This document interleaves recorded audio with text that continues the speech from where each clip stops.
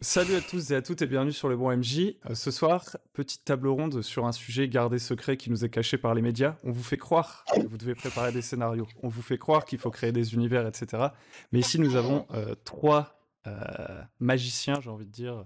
Trois, comment on dit déjà? Des prestidigitateurs, finalement, qui sont capables de créer des scénarios sur le pouce avec un outil qu'on appelle la table aléatoire, et ils vont nous en parler. Donc je vous propose tous les trois de vous présenter en commençant par Azerter. Azerter, dit le terrible. Eh bien, bonsoir. Donc moi, c'est Gabin, Zerter. Et oui, j'adore les tables aléatoires. En effet, j'utilise beaucoup et j'espère qu'on va pouvoir débattre sur ce sujet tous ensemble. Tu joues surtout à Donjons et Dragons, je crois, il me semble. Oui, en effet. En effet, surtout à Donjons et Dragons depuis. Alors, je joue depuis 3-4 ans et je suis MJ depuis 2 ans et demi à peu près. Ensuite, en dessous de moi, sur les espaces virtuels, nous avons Joss. Joss, dit le fourbe. Joss. Ah, le fourbe! Pourquoi j'avais dit de fourbe? Oui, j'étais bercé à jour, vous le savez maintenant. Non, bon, donc moi, c'est Joss, oui, je suis là pour parler des tables aléatoires. Voilà, j'essaye de me guérir, ça fait plusieurs années, je les utilise à outrance. Alors s'il vous plaît, dites-moi comment arrêter. Non, plus sérieusement non, plus sérieusement, je suis là pour partager mon expérience en matière de tables aléatoires, si on peut dire ça comme ça. Je les ai suffisamment utilisés pour savoir où ça peut mener à l'excès et ce qui marche plutôt bien. Ok, du coup, Léo, le maître des tables, présente-toi. Qu'est-ce que c'est ton expérience dans le jeu de rôle et pourquoi tu veux parler des tables aléatoires, du coup? Du coup, moi, ça fait 6-7 ans que je fais du jeu de rôle en tant que joueur. Après, il y a 4 ans, j'ai commencé à faire MJ aussi. J'ai fait des tables aléatoires dès ma première partie et en tant que MJ. Et en tant que joueur, j'ai pas mal expérimenté dans diverses campagnes. Et du coup, disons que j'ai joué avec des gens qui parfois l'utilisaient beaucoup, parfois peu, avec diverses utilisations. Et du coup, je pense que je pourrais peut-être apporter un avis. Donc, ok. Je tiens à préciser à ceux qui voient cette vidéo qu'on a dû faire les présentations à 3 reprises puisqu'on a eu des fous rires. Puisqu'en fait, Joss et Léo se connaissent un peu et ce contexte les fait un peu rire. Et moi aussi d'ailleurs. Du coup, maintenant, on va passer aux choses sérieuses avec une première question sur les tables aléatoires. En gros, pourquoi est-ce que vous trouvez que les tables aléatoires, c'est utile dans votre pratique en tant que MJ ou joueur, enfin? En quoi vous trouvez que c'est utile pour vos parties de jeux de rôle? Et à quel moment est-ce que vous vous en servez, finalement? Bon, je propose qu'on commence par... on va regarder le même ordre que pour les présentations. On va commencer par Azerter.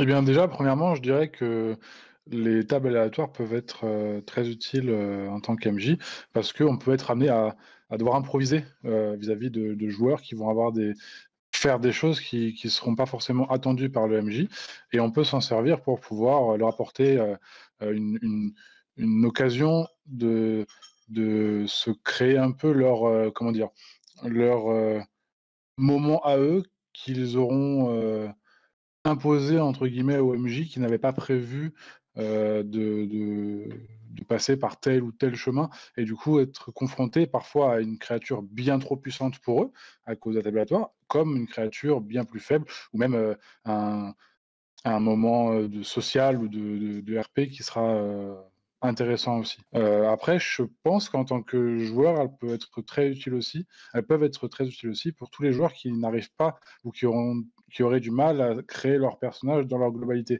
Un nouveau joueur aura peut-être du mal à créer un personnage avec toute l'histoire de son personnage qui va derrière, et il pourra utiliser des tables aléatoires pour pouvoir s'imaginer un peu plus son personnage dans l'univers que son MJ lui aura proposé.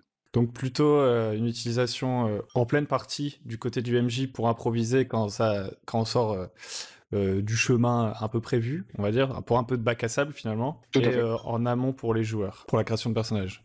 Toi, Joss, tu t'en sers dans quelles circonstances des tables aléatoires? Alors moi, bon, je m'en sers déjà beaucoup trop, mais quand je m'en sers, quand je trouve, bon, disons cela utile, je m'en sers par exemple pour improviser, quand je suis en panne d'inspiration, si j'ai une table aléatoire, je ne sais pas, là tout à l'heure Azerter prenait l'exemple des rencontres aléatoires. Là, c'est l'exemple que tout le monde connaît.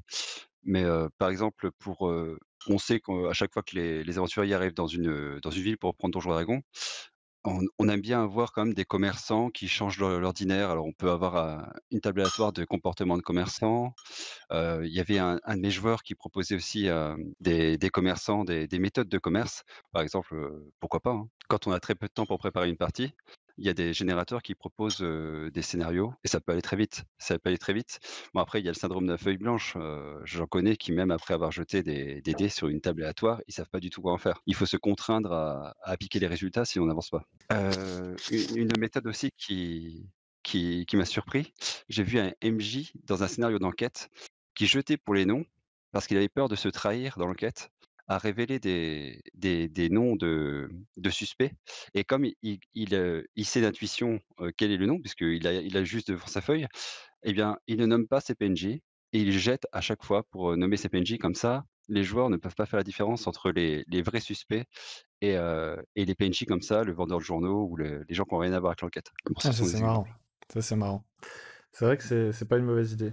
Parce que des fois, justement, quand les PJ finalement rencontrent un PNJ qui n'était pas prévu, on est là, on réfléchit, on dit bon bah il va s'appeler Bill, le mec. Et du coup, les joueurs ils savent direct que c'est un random. Et si finalement tous les noms sont random, ça passe. C'est pas bête comme idée en vrai. En plus, des fois c'est un peu chiant de trouver le nom qui va bien représenter le personnage parce qu'on essaye de trouver un truc cool pour lui et tout. On se casse la tête alors que là, on peut juste noter les concepts, genre le grand méchant, le truc et le machin et le déterminer après.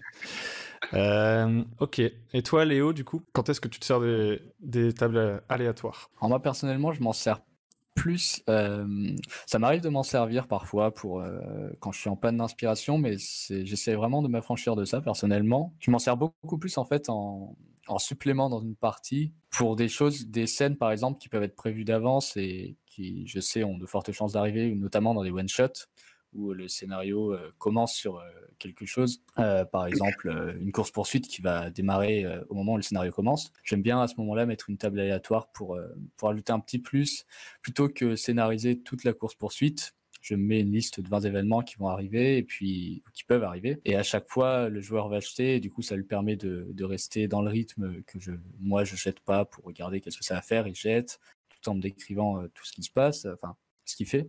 Et du coup, ça me permet d'apporter un plus plutôt que tout réfléchir à l'avance. Je sais ce que chaque événement veut faire dans sa globalité.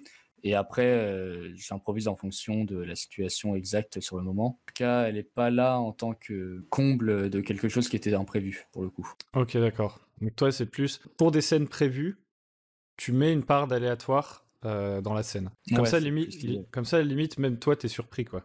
Tu découvres Ouais. ce qui se passe pendant le scénario. En fonction de vos différentes réponses, on voit qu'il y en a qui s'en servent plus pendant la partie, d'autres plus avant, et certains un peu les deux. Par exemple, toi, Azerter, tu avais plutôt l'air de dire que tu t'en servais pendant la partie. Tu t'en sers pas du tout en amont des parties? Alors je vais m'en servir en amont des parties, mais pas pour les rencontres. Je vais m'en servir pour, par exemple, sur, un marché d'un village, créer mes marchands et créer leur mentalité, leurs défauts ou leurs, qualités. Ça va me permettre d'aller plus vite, sur ma création de partie, plutôt que de chercher à vraiment, casser la tête pour savoir qui fonctionne comment. Je vais lancer des tables aléatoires et j'aurai mes PNJ directement préconçus, entre guillemets, plus rapidement, en fait. Ok, donc tu t'en sers quand même aussi si par exemple t'es quasiment sûr que les PJ vont se rendre dans un marché à ce scénario parce qu'ils arrivent dans une nouvelle ville, etc. Tu te fais aussi des tables aléatoires en amont. Parce que finalement, les tables aléatoires, est-ce que des fois ça vous fait pas perdre un peu de rythme si vous devez faire beaucoup de jets de tables aléatoires pour générer des PNJ rapidement en pleine partie, par exemple? Bah, je pense que c'est dur de générer des PNJ en pleine partie, des PNJ construits du moins en pleine partie. Cela dit, je pense que c'est tout à fait viable, selon moi. Avec des tables aléatoires bien construites, on peut aller très très vite. Je me dis, ça peut peut-être déranger certains joueurs. Mais est-ce que vous avez jamais eu des joueurs qui se disaient ouais, c'est pas très vraisemblable que ça apparaisse dans la fiction, ou qui se disent que ça fait manquer de cohérence à l'univers, et aussi que peut-être leurs choix ont un impact moindre, parce que je sais pas, mettons je me rends au marché, je me rends au marché, je m'attends à voir tel type de marchand parce que je veux acheter tel truc. Et quand j'arrive au marché, en fait, les PJ, les PNJ rencontrés, c'est juste un spectre qui vend des chaussons aux pommes. Et puis, en général, j'imagine qu'on adapte sa table aléatoire à l'univers, etc. On fait pas des trucs qui partent trop en live. Mais vous avez jamais un joueur qui s'est dit, ouais, c'est un peu bizarre. Est-ce que tu peux pas relancer le dé? J'en sais rien. Joss. Alors ça dépend je pense que ça dépend de la capacité du MJ à rebondir sur ce qui a été tiré. Parce que justement, quand il y a quelque chose qui jure avec le paysage, ça attire l'attention automatiquement des personnages et ça peut être, une excellente façon de produire de l'intrigue. Par exemple, ils disent quoi à Spectre, pour prendre ton exemple, un Spectre qui vend des chaussons aux pommes? Je dis: «Mais tu sérieux là?» Et «Oui, oui», et puis tout le monde a l'air de trouver ça normal, là, il y en a un qui vient de prendre son croissant. Mais après, il faut se laisser quand même, avant de dire n'importe quoi dans la partie, il faut quand même se laisser la réflexion. 30 secondes de réflexion, il faut que ça aille très vite pour pas couper le rythme, mais il vaut mieux s'arrêter un moment. Donc, on a lu que le spectre ferait des choses aux pommes. Alors là, il faut se dire très vite, qu'est-ce que je vais faire avec ça? Où est-ce que je veux aller avec ça? Et là, en 2 lignes, il faut tout de suite mettre ce qu'on va faire. Comme ça, on a la continuité de la table aléatoire. Par exemple, ce spectre qui vend des chaussons aux pommes, il y a que peut-être que des gens qui ont une présence suffisamment forte. Par exemple, au-delà du niveau 3, ils perçoivent que c'est un spectre en dessous. Tout le monde le voit comme le boulanger que c'était avant. Et ça peut être le début d'une quête. En fait, lui, il continue à faire ses empiettes. Il faudra accomplir une quête pour qu'il trouve enfin le repos. En fait, il est tombé amoureux, par exemple, d'une cliente et il attend que la cliente revienne désespérément dans sa boulangerie pour lui avouer ses sentiments avant de se dissiper. Voilà, ça peut être ça. Tac, tac, c'est trouvé. Et là, après, voilà, dans le plus grand sérieux, on annonce qu'un spectre vend des pains au chocolat. Et on attend de voir ce que font les MJ. Enfin, les MJ, mais les PJ. Ouais. Du coup, finalement, pour un MJ, ça peut même être marrant. Entre guillemets, c'est marrant. C'est un petit challenge aussi, quoi. Est-ce que c'est pas addictif, Joss? Oh, si, un peu trop. Très bien, très bien. On fera on passera un message de prévention à la fin. Pour l'instant, on va répéter. Du coup, toi, Léo, t'avais plus l'air de dire que finalement, toi, t'étais plus un MJ qui prépare quand même. Comme tu disais, par exemple, que tu préparais une table aléatoire, etc. pour une course-poursuite en particulier, etc.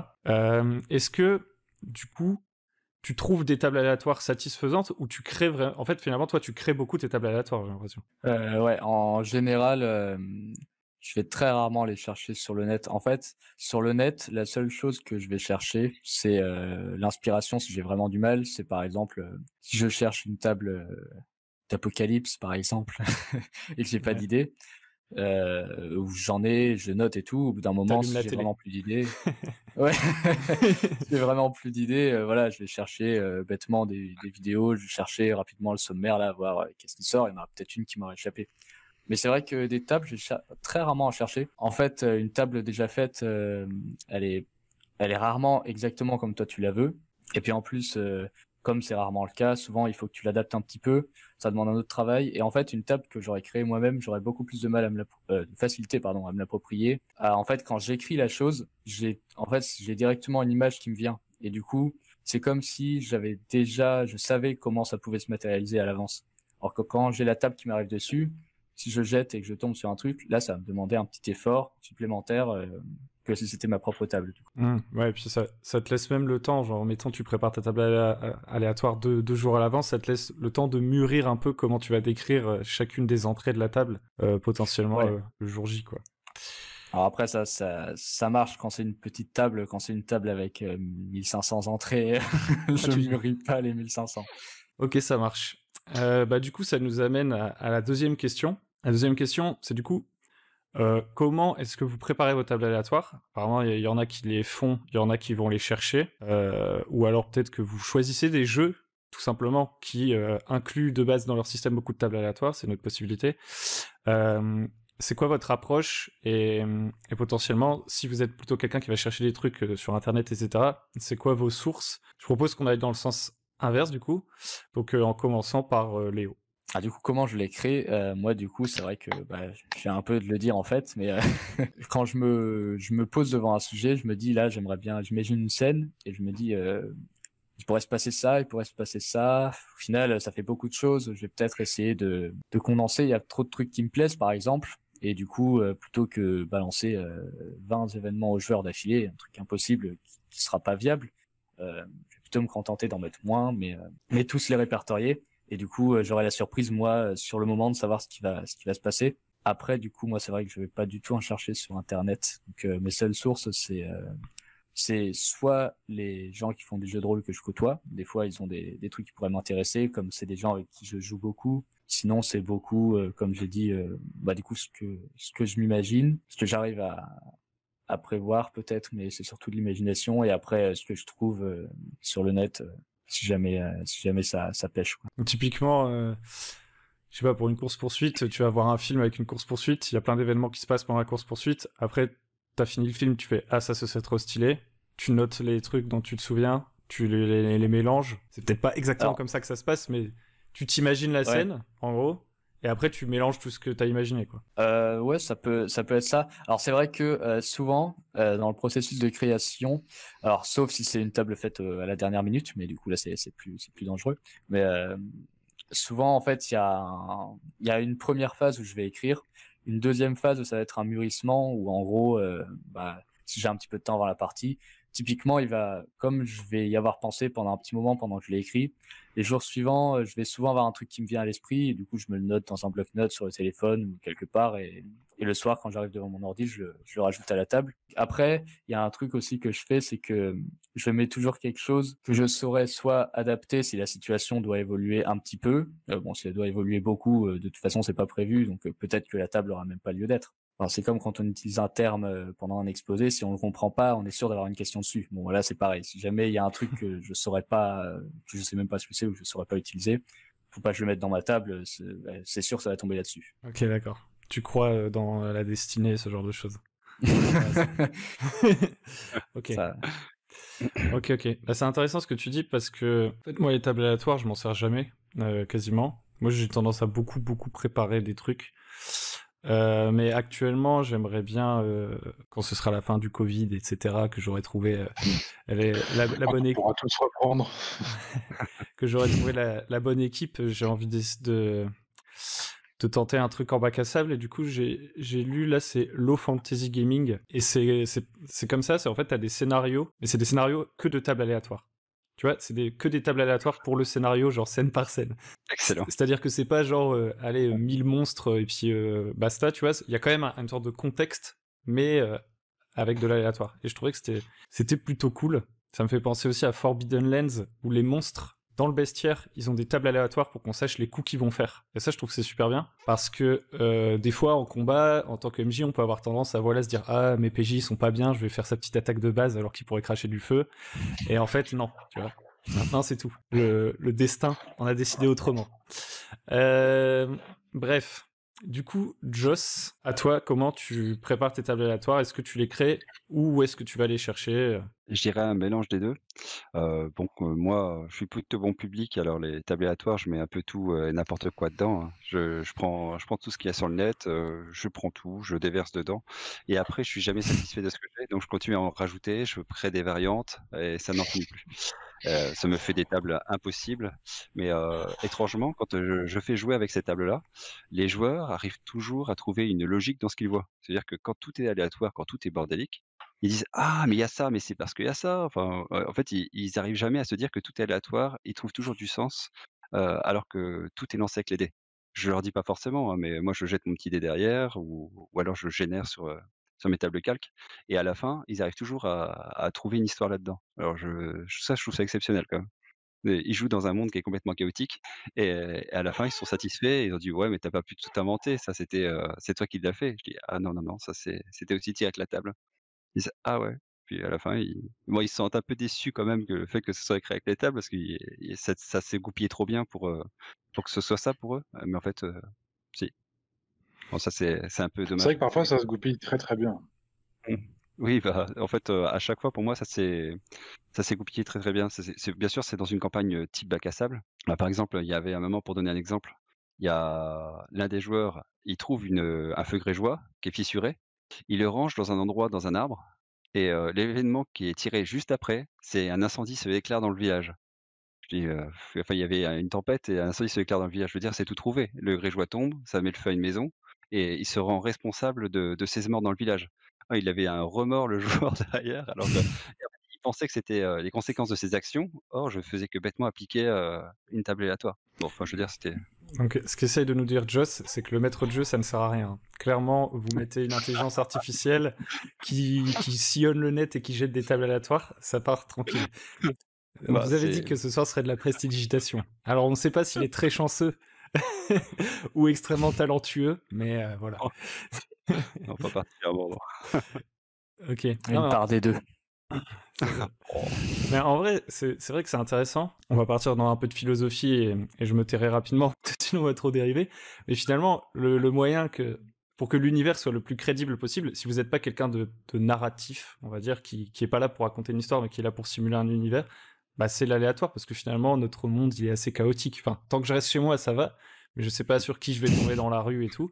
Et du coup, ce qui donne le plus de vraisemblance, quasiment, bah c'est le hasard parfois, si la table est bien faite, etc. Azerter, qu'est-ce que tu as à ajouter là-dessus? Est-ce que on a dit pas mal de choses, mais on n'a pas beaucoup parlé des sources. Donc peut-être que si tu as des sources, ça peut être intéressant. Si tu as autre chose à dire, t'es pas obligé de parler des sources. Alors je vais avant tout dire si je les crée, je les cherche et sur internet où je les trouve. Alors je les crée pour un seul cas assez particulier.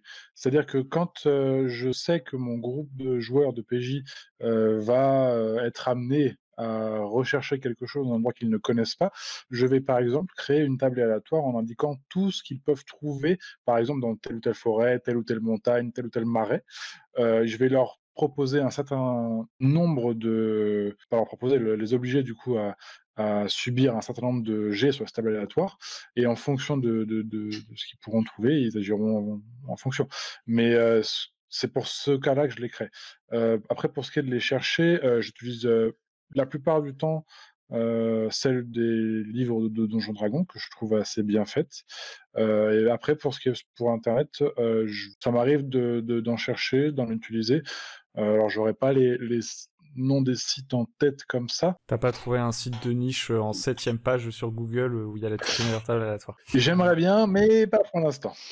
Ok. Est-ce que les autres, vous avez je crois que Joss, tu t'avais mis des liens dans le salon écrit pour préparer le truc.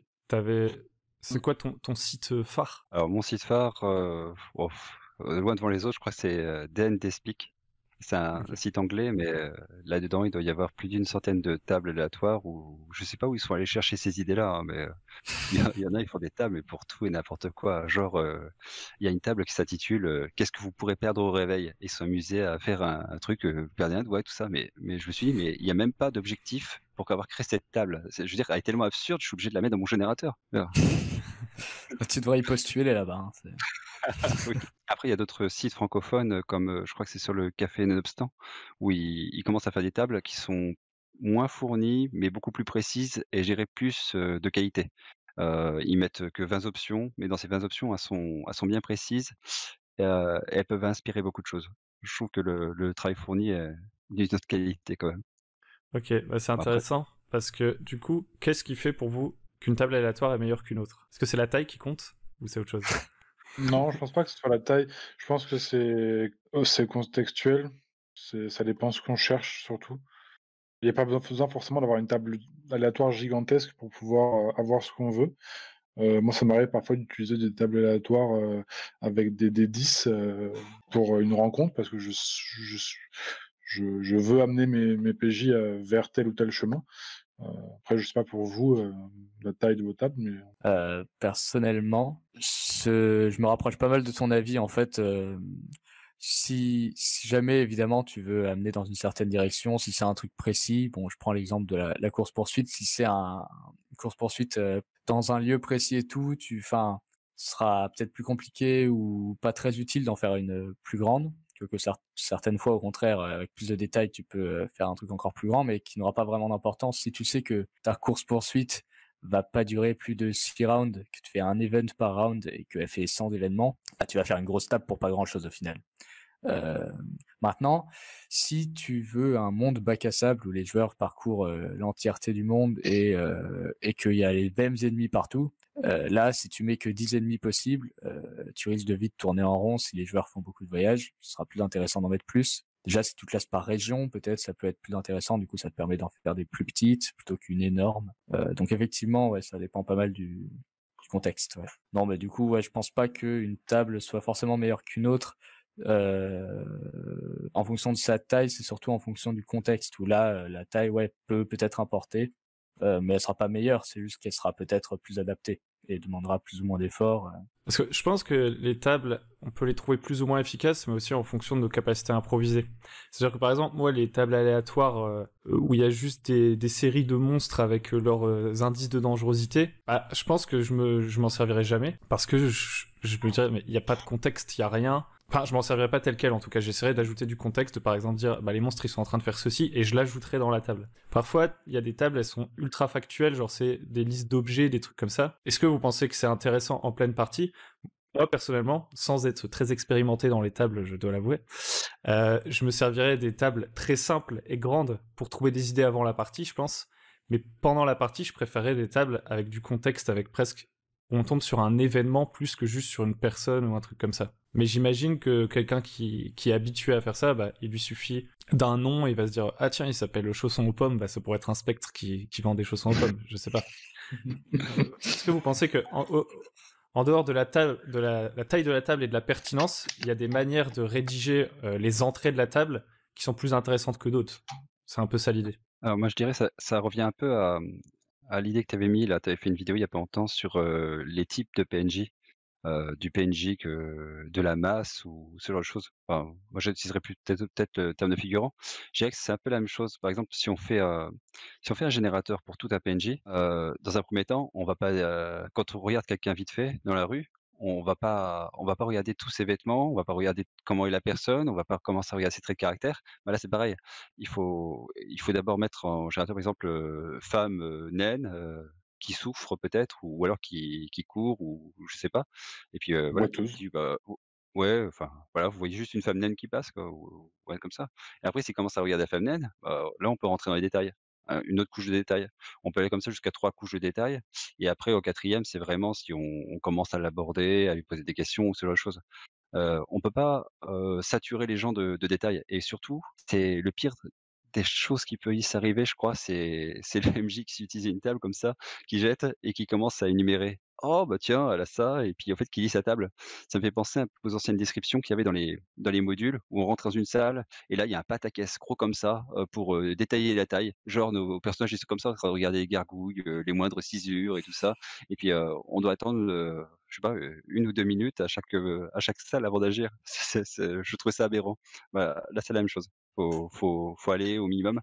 On est la perception des personnages, donc on leur dit ce qu'ils voient et s'ils s'y intéressent pas plus, ils ne voient que ça. Je trouve que c'est hyper intéressant ce que tu dis.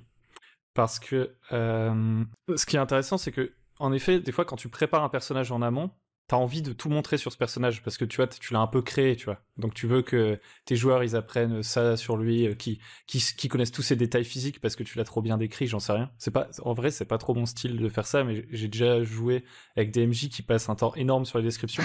Alors que là, c'est intéressant parce qu'en fait, tu vas générer l'information qui est demandée, qui intéresse le PJ en fait, finalement. Et je trouve que c'est plutôt cool. Oui, c'est ça en fait, c'est parce que c'est comme tu dis, c'est en fonction de l'intérêt qu'ont les joueurs à regarder.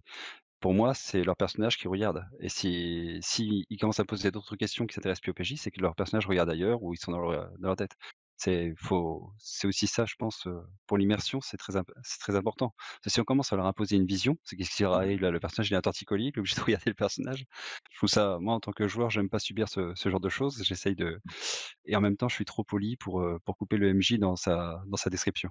Ok. Et du coup, question, double question.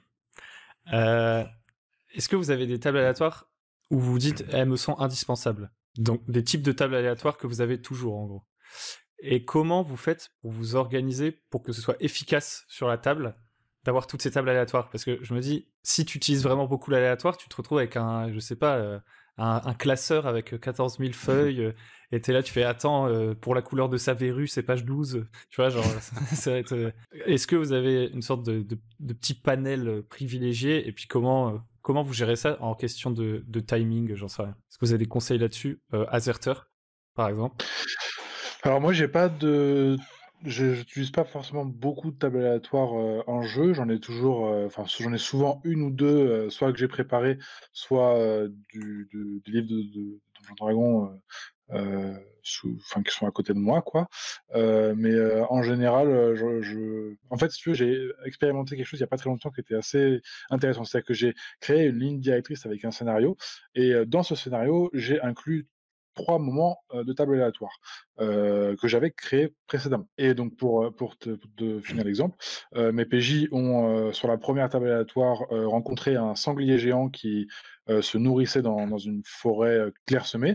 Ils ont réussi, en passant un peu de temps, à le nourrir et à vouloir communiquer avec lui, à s'en faire un allié, donc ils ont fini leur scénario qui était d'aller, chercher un prisonnier dans un village gobelin, et en revenant, en fait, sur la dernière table aléatoire, ils ont rencontré 3 vouivres qui ont dévoré le sanglier, le temps qu'eux fuient, en fait, et ça a permis de, compléter, en fait, un scénario qui aurait pu être un peu trop directeur dans le cas contraire. Ok, donc c'est-à-dire que, en fait, je pensais pas, mais maintenant je comprends, j'ai compris. En fait, t'es plutôt comme Léo, c'est-à-dire que tu mets sciemment des tables aléatoires à des moments du scénario, plutôt que tu ne te bases sur beaucoup d'aléatoires. En fait, alors je sais qu'il y a des MJ qui ont la capacité de le faire, mais moi je vais avoir du mal à tirer une table aléatoire que j'ai pas un minimum préparé ou un minimum regardé pendant la partie.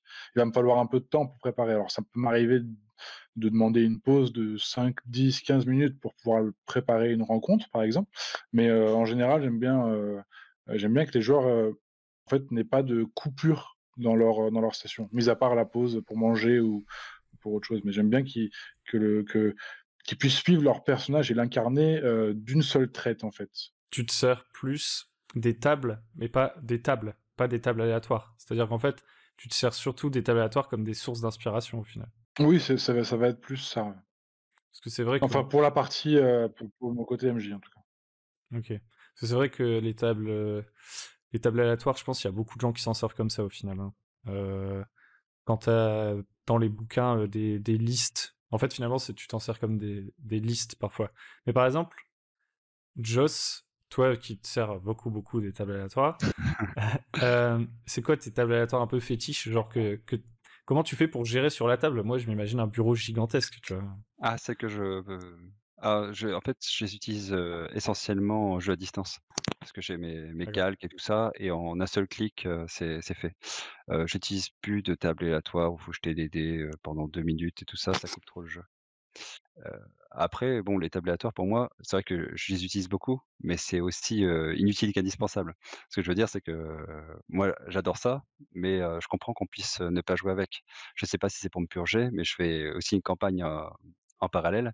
Je pense que tout le monde connaît plus ou moins Sens Exalogie, un jeu où c'est déterminisme absolu, il y a aucun jet de dés, donc déjà il y a ça qui est coupé et dedans je n'utilise aucun aléatoire. C'est vraiment purement, j'essaie de suivre la ligne directrice de l'auteur, c'est-à-dire de faire et ça marche très bien. Mais je sais pas, c'est peut-être mon côté, chaotique. J'aime bien aussi être surpris, je pense, en même temps que les joueurs. Utiliser la chose, être surpris, leur décrire la chose et en fait, c'est comme si, waouh, je me retrouvais avec la scène avec eux et des fois je me dis: «Mais comment est-ce qu'ils vont réagir à cette scène?» Et de les voir comme ça, commencer à agir, et là, parfois, ils me surprennent beaucoup en plus. En fait, je pense que c'est ça aussi. C'est l'idée que le MJ, tout en tant que les joueurs, est surpris de la scène. C'est un plaisir supplémentaire, je pense, du MJ. Ça, il y a cette notion-là, je pense, qui est importante. Un plaisir malsain. Ok, d'accord. Mais est-ce que tu as des tables aléatoires fétiches? Parce que c'était ça ma question principale, mais vous Alors, la contournez oui. tous. Ah oui, d'accord. Table aléatoire fétiche. Je crois que celle à laquelle je tiens le plus, oui, c'est la table de création de PNJ clairement. Parce que, D'accord. avec, un comportement tout défini, des historiques tout définis et au final, quand, je mets bout à bout, c'est souvent plus complet que ce que fait un PJ, au départ quand il crée son personnage. Quand, j'arrive à rassembler les morceaux, parce qu'il y a des fois, l'historique, en aléatoire, ça colle pas forcément, donc faut un peu forcer quand même pour que les morceaux ils rentrent, les uns les autres, hein, je vais pas vous mentir. Mais, une fois que c'est fait, ça crée un personnage bien complet qui a pas une vie idéale, quoi. Et et ça non, loin de là, loin de là souvent. Léo de l'app. Est-ce que tu as des tables aléatoires fétiches? Toi, tu as l'air de dire que tu prépares des tables aléatoires pour des scènes, du coup. Quand est-ce que pour toi c'est pertinent de préparer l'aléatoire? Alors en fait, ça va dépendre de ce que tu veux faire jouer, je pense, en tant que MJ. Parce que par exemple, il y a des parties ou des campagnes où je fais pas du tout d'aléatoire, ou très très peu. Alors qu'il y en a où je vais en avoir besoin d'énormément en fait. Il y en a une que j'ai faite il y a pas longtemps par exemple, où j'avais besoin de générer très très souvent des créatures, des pièges pour des donjons et tout. Enfin, j'avais besoin de générer beaucoup de choses très souvent parce que les joueurs étaient des gérants de donjons qu'ils allaient acheter, chercher des créatures, tout ça. Et du coup, j'avais beaucoup besoin en fait. Je pouvais pas, à chaque fois qu'ils me disaient qu'ils allaient chercher des choses, qu'ils allaient essayer de construire des choses et tout, je pouvais pas imaginer un truc original sur toute la durée de la campagne. Ça allait pas tenir, et le but c'était justement de faire un truc un peu bac à sable qui pouvait être rejoué et rejoué, et du coup là c'était indispensable, j'en avais tout le temps besoin. Du coup j'avais une table fétiche très clairement, j'avais la table de groupe d'aventuriers aussi qui arrivait dans le donjon, j'avais la table pour les pièges, pour les monstres, j'avais vraiment tout. C'est-à-dire que en fait c'était la base du jeu aussi, c'est-à-dire que c'était un jeu qui était fait avec cette base là. Il y avait un système de jeu aussi un peu à la Donjons et Dragons, mais c'était sans ça en fait le jeu était plus fonctionnel. Donc là, c'était indispensable. Maintenant, quand c'est pour une scène plus précisément, si on parle par exemple de la scène de la course poursuite, je pense pas que ce soit particulièrement pertinent parce que tu peux très bien faire une course poursuite sans en te disant bon bah au premier tour il y a une vieille qui traverse la route, au deuxième tour il y a un car qui grille un feu. Enfin, je veux dire voilà, t'as pas besoin de te faire une table. Moi, c'était vraiment juste un pur plaisir que j'ai eu en fait. Je me suis dit, tiens, j'ai envie d'être un petit peu, comme on en parle beaucoup, c'est la surprise du MJ quand tu fais une table aussi. Bien sûr, j'ai envie de dire ouais, si c'est quelque chose que tu n'avais pas du tout prévu, du coup tu te dis bah là ce serait pertinent que ce soit un truc aléatoire qui tombe. Mais bon, si tu l'avais pas prévu, tu avais peut-être pas prévu de table aussi, quoi. Oula, c'est une tableception. Ouais. Ok. Ok, donc dernière question sur les tables aléatoires, et ensuite on passera un peu à la question finale, qui est la marque de fabrique de cette incroyable table ronde, le bon MJ. Est-ce que vous avez un conseil spécifique, un truc que vous aimez vraiment bien faire avec vos tables aléatoires? On va commencer avec Joss, parce que je l'avais censuré un petit peu plus tôt, parce qu'il avait pris trop d'avance. Donc Joss, vas-y. Oui. Alors moi, je me suis fait avoir par rapport à mes tables aléatoires, parce que j'essaye de faire une espèce de grosse compilation de tables où j'étais parti sur un low fantasy.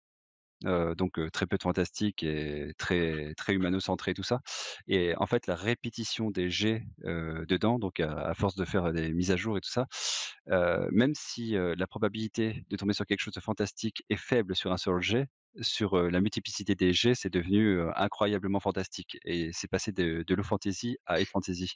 Donc je dirais faites attention aux statistiques, et quand vous voulez que quelque chose soit cohérent, dites-vous bien combien de fois vous allez devoir utiliser cette table.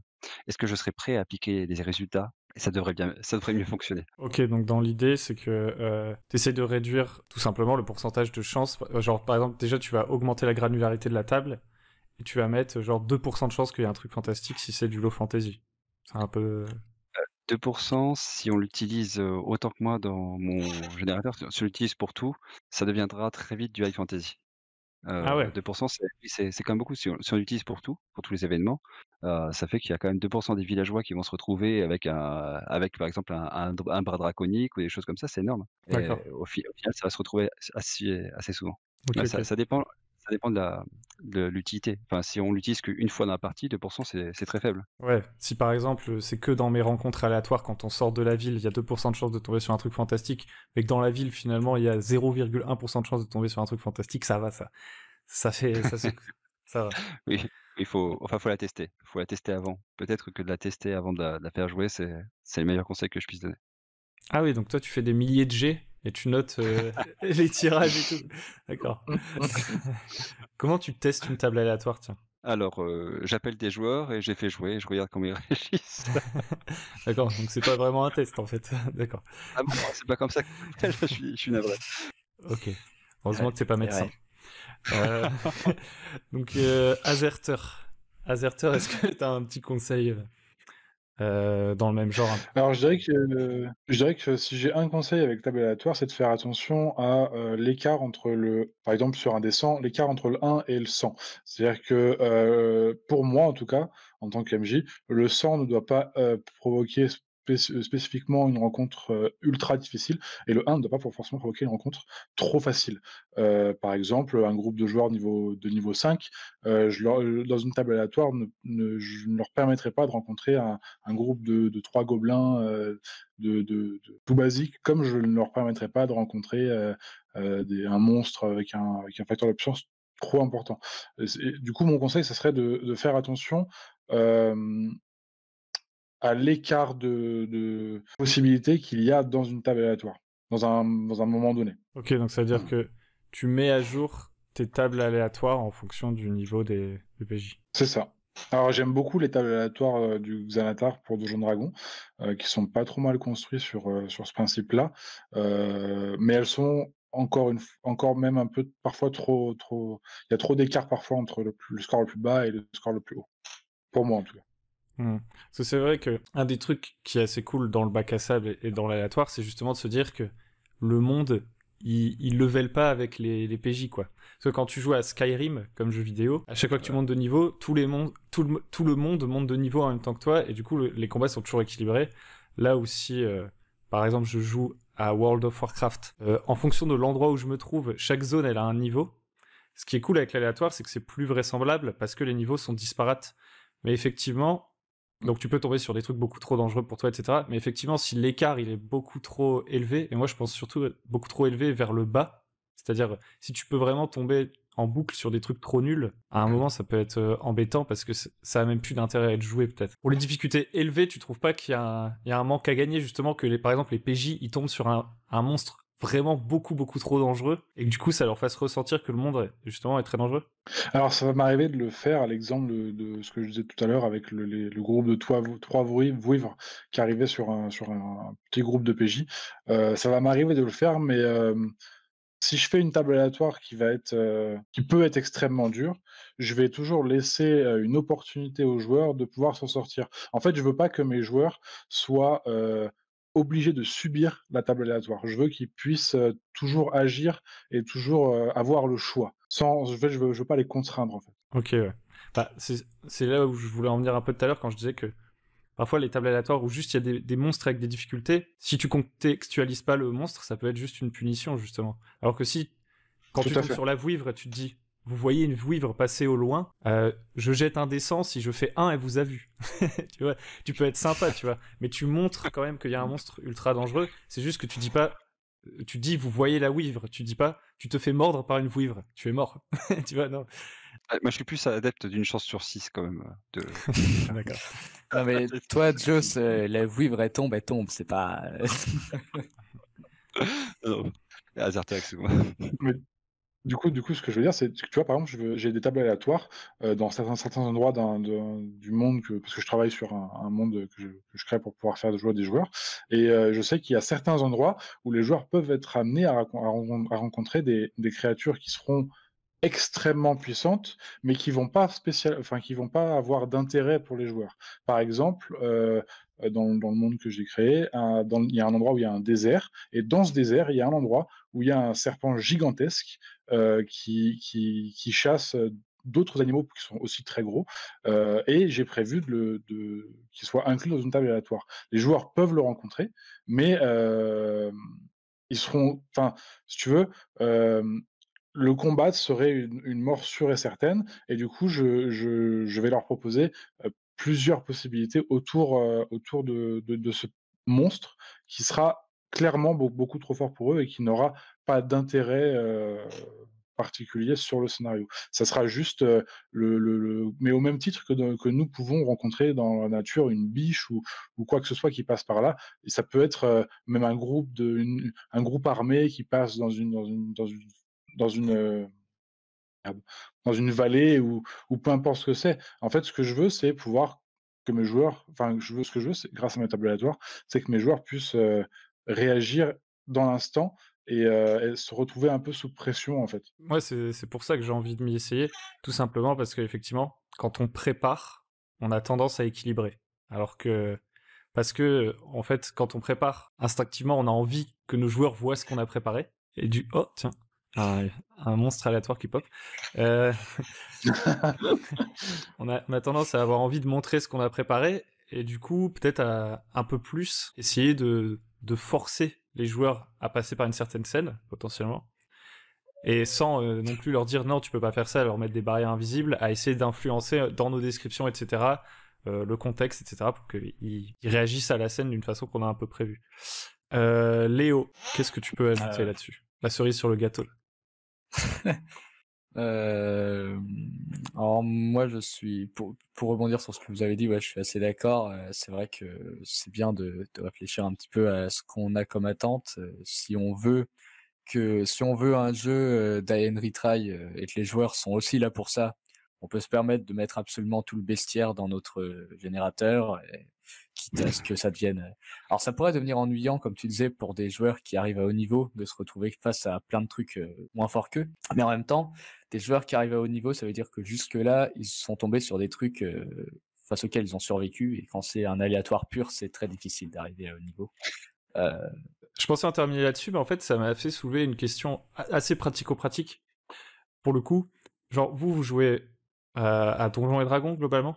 Je crois que Joss, tu joues à 3.5.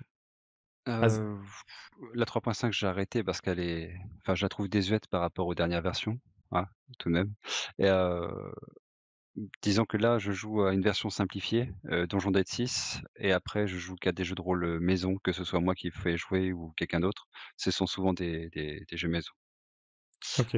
En termes de système de règles, vous arrivez à combiner aléatoire et système complexe? Parce que pour moi, rien que Donjons et Dragons 5, c'est complexe l'aléatoire. Parce que quand tu découvres un monstre du bestiaire et que tu te rends compte qu'il a 6 attaques différentes, tu vois, pour le jouer là, comme ça, tu vois, ça peut être un peu compliqué. Alors tu peux, en créant ta table, te renseigner sur les monstres que tu as mis sur ta table, mais si tu prends des tables toutes faites, tu peux te retrouver avec des monstres, tu sais pas comment les jouer, tu sais, tu les connais pas parfaitement, etc. C'est pour ça que mon gros des tables, j'ai tablé sur du Donjon Dead 6 de Griff Sapin, celui que j'avais mis à partager. Parce que c'est très simple, il n'y a que 4 caractéristiques pour les personnages, il n'y a pas de compétences qui n'en finissent plus, et je vais commencer par quelque chose de simple.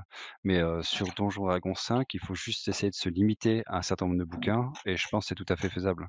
Ça prend beaucoup de temps, hein. Bien sûr, ça se compte, je pense que là, il faut quand même, on va dire, 200-300 centaines d'heures quoi, pour tout faire. Parce que non mais faut être honnête, hein. Si tu veux tout faire, tout le bestiaire, toutes les attaques, et que tu veux faire quelque chose pile poil, ça faut y consacrer énormément de temps. Et Azertor et Léo, vous utilisez des systèmes simplifiés ou alors vous renseignez sur les monstres?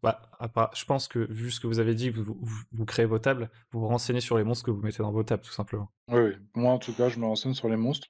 J'aime pas être pris au dépourvu pour ce qui est d'incarner un monstre ou un PNJ parce que je suis pas bon en tant qu'MJ pour être, quand je suis dépourvu, j'arrive pas à être cohérent dans tout ce que je fais, donc je préfère préparer et il y a rien à faire, ce chat est insupportable.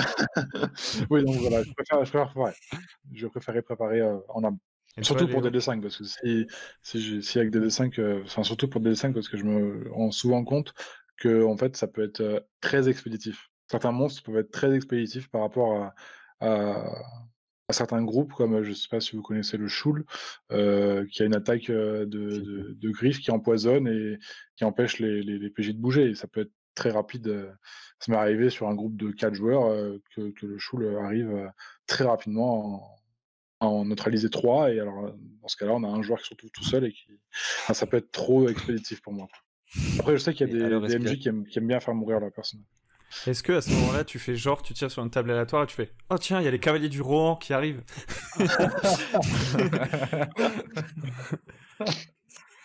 Une telle table existe. La table. Après, ça peut être des intéressant Deus Ex d'avoir des Machina. tables aléatoires. Voilà, c'est ça, exactement. Une table de Deus Ex Machina. Ça peut être intéressant. C'est en Fantasycraft qu'il y en a une à la fin. Ouais.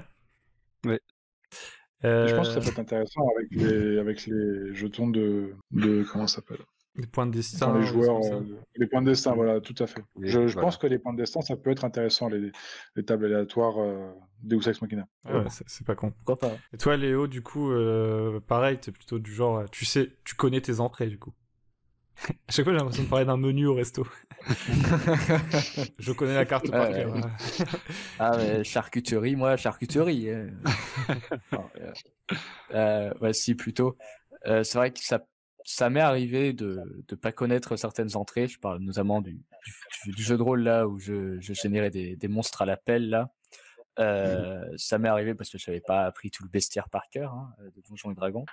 Et du coup, à chaque fois qu'un monstre que je ne connaissais pas tombait et que les joueurs s'y intéressaient, là, ouais, il fallait que je passe quelques minutes à aller chercher, ce qui était plutôt chiant. Donc, ouais, ça, c'est quelque chose, c'est pas facile. C'est pour ça que mettre que des trucs qu'on connaît, ça peut être pas mal. Maintenant, du coup, le souci, c'est que ça risque d'enlever l'avantage qui peut être de la table aléatoire. C'est d'apporter quelque chose qui te surprend toi, qui te fait apprendre quelque chose. Et à tes joueurs aussi, parce que si tu mets que des choses que tu connais dans la table, quand là je parle de monstres, parce que quand tu veux décrire une scène, bon, tu vas forcément mettre que des choses que tu arrives à imaginer. Pour un monstre, tu risques de faire la même chose en fait que si toi t'avais fait jouer la scène sans utiliser de table. Tu vas mettre les monstres que t'aurais mis si jamais t'avais pas utilisé la table. Il y a un truc qu'Azerter a touché du doigt tout à l'heure.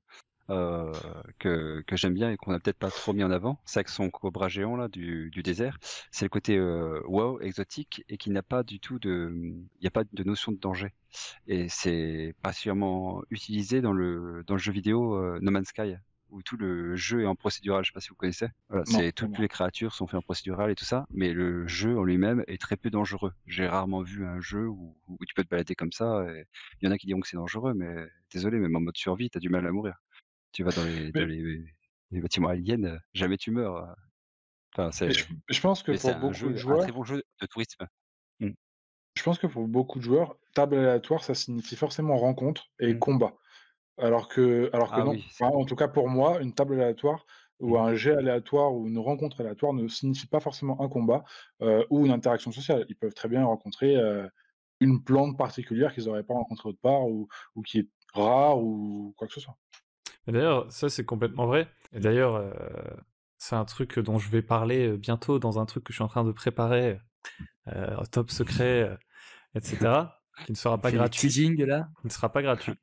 Mais c'est qu'en fait, dans les jeux de rôle, normalement, il n'y a pas de scène de combat, en fait, ça n'existe pas. C'est tu te retrouves face à une situation, et le combat, c'est une résolution de conflit, en fait. Et ça dépend de qui fait quoi. Il n'y a pas de scène où normalement tu dis « Ok, jeter l'initiative, c'est le combat ». Parce que sinon, ça veut dire que tu n'as pas laissé le choix à tes PJ de comment ils vont réagir à ce qu'ils voient. Si ça tombe, si tu leur avais pas dit de jeter l'initiative, ils auraient juste dit « Bah, on se casse, en fait ».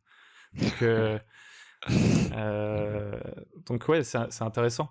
Et je pense d'ailleurs que si tu joues avec beaucoup d'aléatoires et tout, c'est intéressant de le dire à tes PJ aussi, s'ils sont habitués à ce que tu leur proposes des aventures, etc. Parce que peut-être que tes PJ sont habitués justement à se dire à chaque fois il crée des histoires trop cool, on va suivre son fil conducteur, on va jouer le jeu. Et genre toi, si tu les as pas prévenus que c'était une rencontre aléatoire, tu fais, vous voyez 3 dragons, ils font on va aller les défoncer et tout, ça va être trop stylé, je suis sûr il a pensé à un truc. Et tu fais vous êtes morts. Donc ouais. Clairement, non mais ça clairement c'est, faut au contrat social, faut acter les choses, ou même si c'est exceptionnellement au moment de la partie, ça peut être bien de prévenir pour éviter ce genre de problème. Mais comme effectivement vous disiez tout à l'heure, c'était pas, j'avais fait une table aléatoire par exemple pour un de mes PJ, un de mes joueurs, un personnage que je jouais, je veux dire. C'était une table de menaces en fait qu'elle allait utiliser parce que je savais que c'était une personnage qui était hyper sur l'intimidation, la provoque et tout. Et du coup, j'avais fait avec plusieurs entrées. Du coup, ça me générait une menace à chaque fois qui était. Enfin, je suis jamais tombé 2 fois sur la même. Rien qu'avec 3 fois 20 entrées, ça permet de faire un truc qui diffère énormément. 20 fois 20 fois 20. Et du coup, là, pour le coup, c'est pas du tout quelque chose. C'est quelque chose que c'était pour faire du JDR à distance en plus, donc c'était facile à mettre en œuvre. J'avais juste à le générer au moment où ça m'arrangeait et c'était vachement pratique. Aucunement besoin de table de monstre dans ce cas-là. En effet. Très bien, très bien. Bon, c'est vraiment très intéressant de parler de table aléatoire, mais à un moment donné, il faut passer à autre chose. La 4e question, c'est la question qu'on pose à chaque fois à la fin, c'est on oublie le sujet dont on vient de parler, etc. Est-ce que vous avez un conseil, un truc que vous aimez bien faire en tant que maître du jeu, voilà, et vous vous dites que ce serait cool que plus de monde en profite? Je propose qu'on commence par Azerter, du coup. Eh bien, je dirais que mon conseil, le conseil le plus important que j'aurais vis-à-vis du jeu de rôle en général, c'est toujours d'essayer de permettre aux joueurs, dans un contexte et dans une histoire, d'aller où bon leur semble et en respectant un maximum la mentalité et le background de leur personnage. J'entends par là que, en fait, je vais préférer raconter une histoire et permettre à mes joueurs de construire l'intérieur de l'histoire, plutôt que de voilà, il y a un point A, un point B, un point C, il faut que vous alliez par ces chemins-là pour arriver, au point Z et pour finir le scénario. Et concrètement, est-ce qu'en termes de préparation, tu fais un truc spécial pour ça? Ou est-ce que tu fais de la pure improvisation?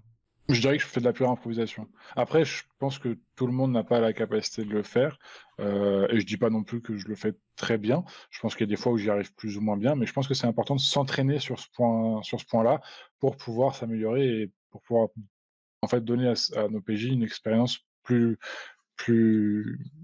libre, en fait. Joes. Alors, moi, tout simplement, dans le jeu de rôle, je vois le MJ comme étant qui peut se résumer à deux choses. Le MJ, pour moi, c'est la perception des personnages et la physique du monde.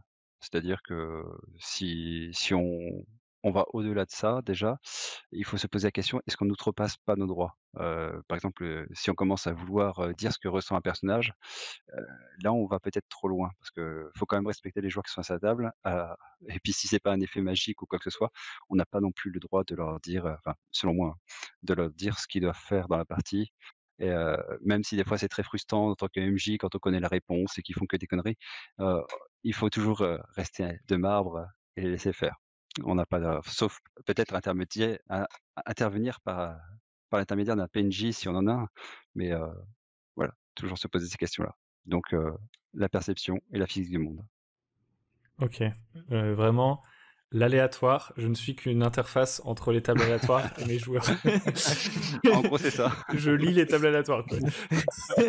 Ça marche. C'est intéressant comme vision du truc. Léo. Du coup, ça revient un petit peu sur le sujet, le sujet démoniaque. Mais en fait, ce serait parfois, on t'en a parlé pas mal dans tes vidéos qui concernent comment faire durer une campagne.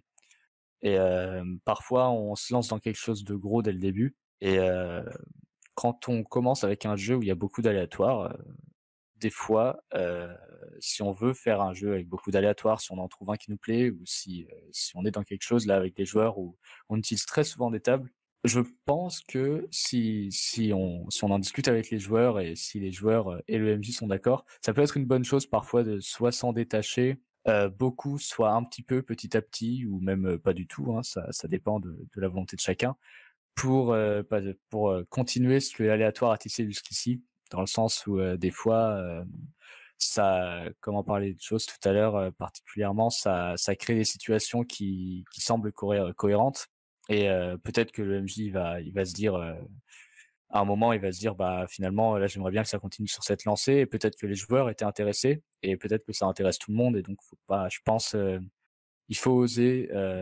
en parler en tout cas, et voir si on peut pas se détacher un petit peu pour voir à lancer quelque chose de moins chaotique. C'est vachement intéressant parce que, effectivement, moi je pense que le plus gros problème de plein de gens, des fois dans les commentaires et tout, il y a beaucoup de gens qui sont en mode ah j'ai pas fini de créer mon univers, ah je suis pas encore prêt, machin truc.